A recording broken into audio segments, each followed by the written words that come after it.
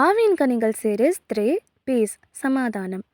பீஸ்க்கு எப்போவுமே ஒரு பர்சன் எக்ஸாம்பிளாக சொன்னால் நல்லா இருக்கும்ல.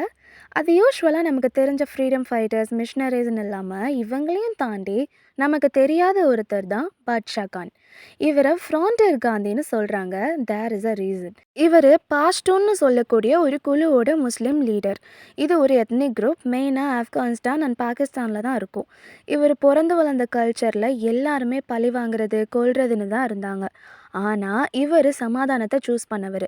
கூடாய் கித்மத்கார்னு ஒரு குழு ஃபார்ம் பண்ணுறாரு. அதில் 1,00,000+ பீப்புள் வச்சு ஸ்டார்ட் பண்ணார். இதுக்கு மீனிங் சர்வன்ஸ் ஆஃப் காட்னு சொல்கிறாங்க. இவரோட நேச்சரே ரொம்ப பீஸ்ஃபுல்லான இருதயம், இறக்க குணம், ஸ்பிரிச்சுவல் ஆனால் ப்ராக்டிக்கலாகவும் இருந்திருக்காரு. இவரோட இந்த குணத்தை மித்தவங்களால் ஏற்றுக்க முடியாமல் ஜெயிலில் போட்டாங்க, அடித்தாங்க, கிண்டல் பண்ணாங்க, இப்படி நிறைய. ஆனால் பாட்ஷா கான் எதையுமே கண்டுக்காம அவர் கிரியேட் பண்ண பேஸில் நிம்மதியாக தான் இருந்தார். ஒரு ஃபேக்ட் கூட இருக்குது தெரியுமா?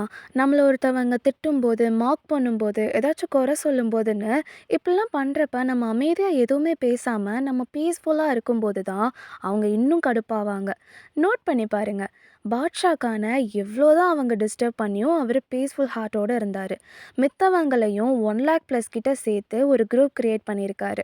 அவர் அவ்வளோ பீஸ்ஃபுல்லாக எந்த ஸ்ட்ரெஸ்ஸும் அவருக்குன்னு க்ரியேட் பண்ணிக்காம அவரால் முடிஞ்ச வர சமாதானமாக போனனால தான் அவர் பிரெயின் ஹெல்த் ஃப்ரெஷ்ஷாக இருந்திருக்கு. ஸோ தட் 98 இயர்ஸ் உயிரோடு இருந்து அப்புறம் தான் இறந்து போயிருக்காரு.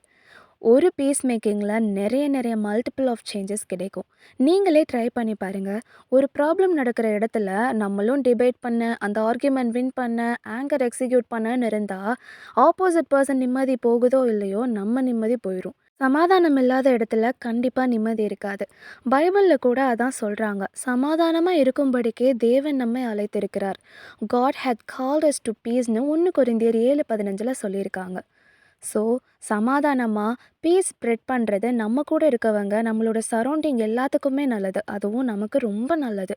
Peaceful mind, healthy surrounding, happy stress free life, இதோடு சேர்த்து காட்ஸ் பிளெஸ்ஸிங் எல்லாமே கிடைக்கும்.